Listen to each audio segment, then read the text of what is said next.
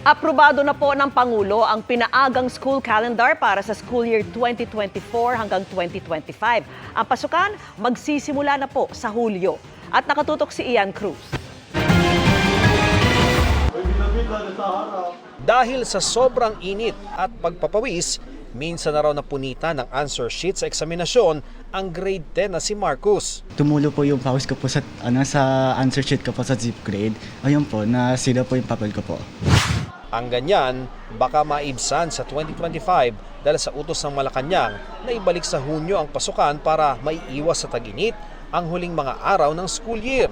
Pinagpulungan niya ni Pangulong Bongbong Marcos at Vice President and Education Secretary Sara Duterte.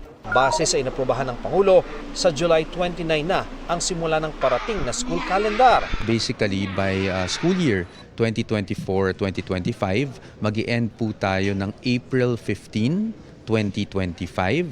Pagkatapos naman po nun, magsa-start na tayo ng June 16, yung tentative date ng opening of classes for school year 2025 to 2026. At mag-i-end naman po yung school year 2025-2026 ng March 31. Hanggang April 15 ang next school year para pasok pa rin sa 180 school days kahit walang Saturday classes.